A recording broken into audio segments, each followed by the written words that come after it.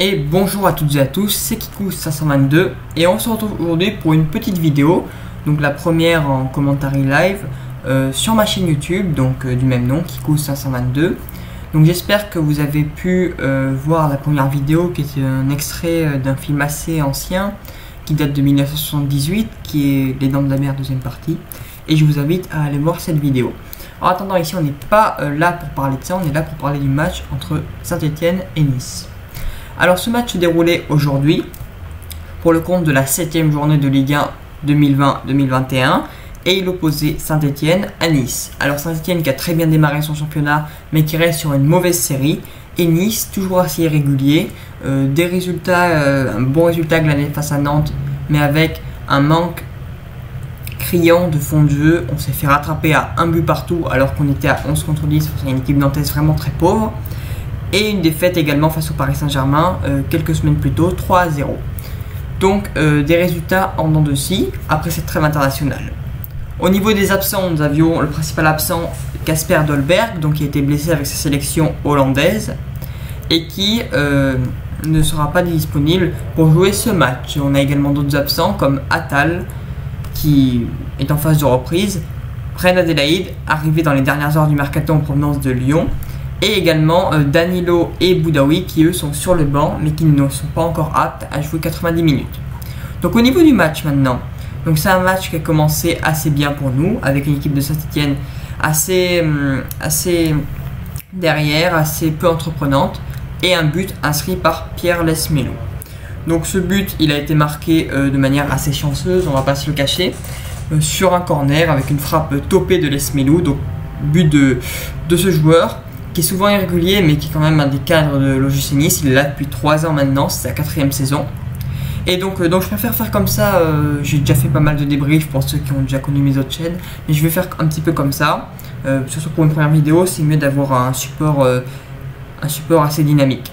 Ensuite on a très bien continué avec un but d'Amine Gouiri, donc sur une énorme boulette entre Moulin et son défenseur, avec une légère déviation du défenseur, Moulin qui n'arrive pas à capter la balle dans ses mains, et Gouiri, un renard des surfaces qui marque. Donc très bon début de saison de la part de Amine Gouiri, qui avait déjà marqué un doublé lors de la première journée face à Dijon. Dijon qui a réalisé un très bon début de saison, et Nice a été un des seuls clubs, si ce n'est le seul, à l'avoir battu. Donc c'est très positif. Donc là jusqu'à la mi-temps, il n'y aura rien à noter. On voit qu'à la mi-temps, on domine la possession de balle. Saint-Etienne a été beaucoup plus agressif dans le mauvais sens du terme, et au niveau des tirs et des tirs cadrés, on est beaucoup plus réaliste.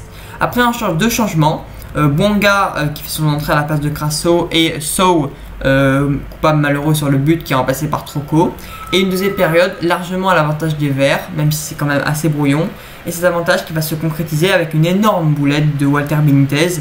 Ballon en retrait vers le gardien, il dégage du pied droit mais ça lui tape sur le pied gauche, et Amouma a bien suivi, il la remet sur Aouchiche qui trompe donc Benitez même s'il n'était plus dans les buts.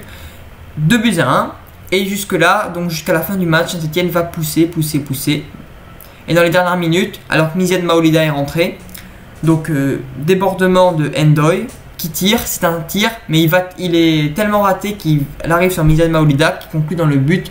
Le défenseur sur la ligne et Moulin ne pourront rien faire. Victoire 3-1 de l'OGC Nice. Donc maintenant un petit débrief, là on était assez factuel. Donc maintenant au niveau de mes constatations, c'est un match qui ressemble un petit peu à ceux de l'OGC Nice depuis le début de la saison, c'est-à-dire qu'on gagne sans convaincre. Au niveau de la première période, on a mieux joué, même si ça n'a absolument rien à voir avec les belles années 2016-2017 et même 2017-2018. Il y a un fond de jeu qui est retrouvé par intermittence mais qui est toujours très irrégulier. Et il y a depuis deux saisons, en 2018-2019 c'était moins visible parce qu'on arrivait à tenir avec un mental. Peut-être le fait qu'on était 2018-2019, ça peut-être été l'équipe de Nice la plus faible sur le plan qualitatif, mais justement on en était conscient, et grâce au leadership de Vieira et à son mental, on a peut-être réussi à faire, il me semble, 8e, ouais, non 7e cette saison là.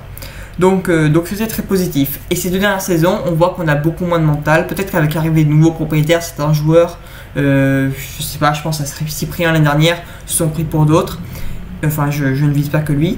Et donc, on est très en dessous, souvent en termes de points. de ce qu'on pourrait sur certains matchs, mais on s'en est quand même très bien sorti l'année dernière avec sa 5e place. Donc qu'est-ce que j'attends maintenant? Déjà j'attends un fond de jeu plus cohérent et sur tout le match, parce que c'est vrai que ça fait des années à l'OGC Nice que globalement on décroît lors du match. Il y a 3-4 saisons, c'était plutôt l'inverse, on était plutôt dans la réaction. Je me rappelle d'une époque là avec Favre à la fin de la saison où on renversait tous les matchs.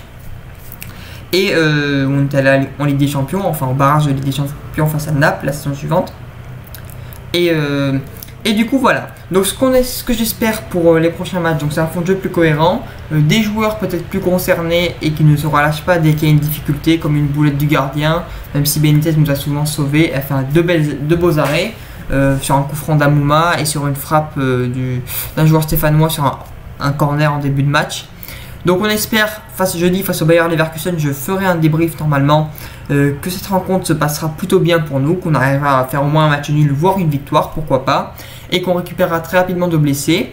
Mais il n'y a pas que ça, il y a aussi le fait justement que tout le collectif se remette en question malgré cette victoire, pour faire encore mieux la semaine prochaine et lors des semaines suivantes.